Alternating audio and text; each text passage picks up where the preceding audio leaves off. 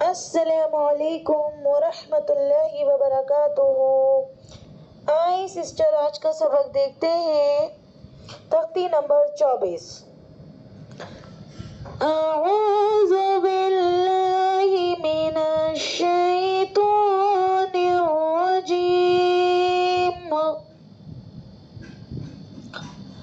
بسم اللہ الرحمن الرحیم۔ تختی نمبر 24، ادغام یرملون۔ یہ جو قاعدہ ہے نا تنوین اور نون ساکن کا چوتھا قاعدہ ہے۔ الحمدللہ آپ نے سب سے پہلے تنوین اور نون ساکن کا پہلا قاعدہ اظہار کا پڑھا، دوسرا اخفا کا پڑھا اور تیسرا اقلاب کا پڑھا، اور آج یہ چوتھا قاعدہ ہے ادغام یرملون۔ تو یہ یاد رکھیے گا، تنوین اور نون ساکن کا چوتھا قاعدہ ہے ادغام یرملون۔ تو سب سے پہلے کیا کرنا ہے، آپ نے اس کی تعریف یاد کرنی ہے کہ حروف ادغام جو ہے نا وہ 6 ہوتے ہیں، یا بول سکتے ہیں حروف یرملون 6 ہوتے ہیں۔ کیا کیا؟ یا، را، میم، لام، واو، نون۔ یا، را، میم، لام، واو، نون، جن کا مجموعہ یرملون ہے۔ اب اس کی تعریف آپ نے کیا یاد کرنی ہے، وہ یہ ہے، تنوین یا نون ساکن کے بعد حروف یرملونہ میں سے کوئی حرف آ جائے لام اور را کی صورت میں، آپ نے بغیر غنہ کے ملا کر پڑھنا ہے، بغیر غنہ کے ملا کر پڑھنا ہے۔ اس کو ادغام بلا غنہ اور ادغام تام بھی کہا جاتا ہے۔ یعنی آپ ایک اس طرح سے یاد کریے کہ تنوین یا نون ساکن کے بعد حروف یرملونہ میں سے را اور لام کی صورت میں اگر کوئی حرف آ جائے، ہے نا، را اور لام کی صورت میں، اس کو ذہن میں بٹھائیں، را اور لام کی صورت میں، یعنی را اور لام آ جائیں، اگر یرملونہ میں سے را اور لام آ جائیں تو بغیر غنہ کے ملا کر پڑھنا ہے۔ اس کو ادغام بلا غنہ اور ادغام تام بھی کہا جاتا ہے۔ تو اس میں مطلب کہنے کا یہ ہے کہ اس میں غنہ نہیں ہوگا، اس کے علاوہ جو 4 بچ رہے ہیں اس میں غنہ ہوگا۔ انشاءاللہ وہ ہم نیکسٹ ویڈیو میں سیکھیں گے۔ تو آئیں آج اس کو ذرا اس کی مشق کرتے ہیں، تھوڑی سی کیسے پڑھا جائے گا، اس کا اجرا سیکھتے ہیں۔ اب یہ ادغام را آ رہا ہے، ٹھیک ہے۔ دھیان میں آپ نے یہ بات اور رکھنی ہے کہ جو یرملون کا قاعدہ ہے نا، یہ ادغام جو ہوتا ہے یہ دوسرے کلمے میں ہوتا ہے، کبھی بھی مطلب ایک ورڈ میں نہیں ہوتا ادغام، ہمیشہ دوسرے ورڈ میں ہوگا، دوسرے حرف میں ہوگا ادغام۔ تنوین اور نون ساکن کے بعد آئے گا حروف یرملون میں سے کوئی بھی حرف آ سکتا ہے، لیکن یہاں ابھی آپ نے صرف را اور لام کے بارے میں جاننا ہے۔ یہ را اور لام دوسرے کلمے میں آپ کو نظر آئیں گے۔ تو دیکھیے کیسے پڑھیں گے، اس کو مشق کرتے ہیں، اس کی پڑھنے کی بھی اور اس کے اجرے کی بھی۔ محمد رسول اللہ من ربک غفورا رحیما عیشۃ راضیہ۔ یہ ہوا ادغام را۔ اس کا اجرا دیکھیے، میم متحرک ہے، ہا متحرک ہے، میم مشدد ہے تو غنہ ہوگا، اور دیکھیے دال پر تنوین آ رہی ہے، تنوین کے بعد دوسرے کلمے میں حروف یرملونہ میں سے را آ رہا ہے، تو یہاں پر بغیر غنہ کے ملا کر پڑھیں گے۔ اس کو ادغام بلا غنہ اور ادغام تام بھی کہتے ہیں۔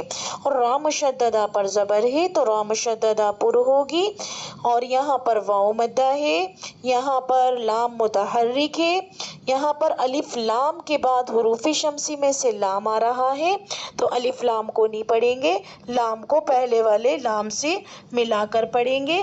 لام پر صلہ مدہ بھی ہے اور ہا متحرک ہے، اور اللہ کے لام سے پہلے پیش ہے تو اللہ کے لام کو بھی پر پڑھیں گے، کیسے؟ محمد رسول اللہ. اب اسی طرح اس کا اجرا ہوگا. میم متحرک ہے، نون ساکن کے بعد حروف یرملونہ میں سے را آ رہا ہے تو یہاں بغیر غنہ کے ملا کر پڑھیں گے. اس کو ادغام بلا غنہ اور ادغام تام بھی کہا جاتا ہے. را مشددہ پر زبر ہے تو پر ہوگی. با مشدد ہے 2 بار پڑھا جائے گا. کاف متحرک ہے، تشدید کو تشدید سے ملانا مع تشدید کہلاتا ہے. کیسے؟ من ربک. امید کرتی ہوں یہ اجرا سمجھ میں آیا ہوگا. اس کا آپ کر لیجئے اور اگر سمجھ میں نہیں آتا تو پرسنل پر میسج کریں، انشاءاللہ میں بتا دوں گی آپ کو. دیکھیے ادغام لام میں کیا ہو رہا ہے، اس کو پہلے ہم روان پڑھتے ہیں اس کی. من لدنہ کل لہ یکل لہ رزقا لکم اف لکم من لبن.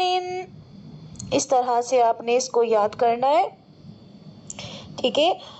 اور اس کا اجرا دیکھیے. میم متحرک ہے، نون ساکن کے بعد حروف یرملونہ میں سے لام دوسرے کلمے میں آ رہا ہے تو غنہ کے مطلب بغیر غنہ کے ملا کر پڑھیں گے. اس کو ادغام بلا غنہ اور ادغام تام بھی کہتے ہیں. لام متحرک ہے اور دال متحرک ہے. نون ساکن کے بعد حروف حلقی میں سے ہا آ رہا ہے تو نون ساکن کی آواز کو ظاہر کر کے بلا غنہ کے پڑھیں گے. اس کو اظہار کہتے ہیں. ہا متحرک ہے. کیسے پڑھیں گے؟ من لدنہ کل لہ. کاف متحرک، لام پر تنوین، تنوین کے بعد حروف یرملونہ میں سے لام دوسرے کلمے میں آ رہا ہے تو غنہ کے بغیر ملا کر پڑھیں گے، بلا غنہ کے ملا کر پڑھیں گے. اس کو ادغام بلا غنہ اور ادغام تام بھی کہا جاتا ہے. لام مشدد ہے اور تشدید کو تشدید سے ملانا مع تشدید کہلاتا ہے. ہا پر صلہ مدہ ہے. کل لہ کل لہ. یا متحرک ہے، کاف متحرک ہے، نون ساکن کے بعد حروف یرملونہ میں سے لام دوسرے کلمے میں آ رہا ہے تو بغیر غنہ کے ملا کر پڑھیں گے. اس کو ادغام بلا غنہ اور ادغام تام بھی کہا جاتا ہے. لام مشدد ہے اور لام متحرک بھی ہے، ہاں متحرک ہے. لام متحرک ہے تو یعنی کھینچا نہیں جائے گا اور ہا پر صلہ مدہ. یکل لہ. اس طرح سے امید کرتی ہوں یہ آپ اپنے آپ کر لیں گی، کبھی ویڈیو زیادہ لمبی ہو جائے.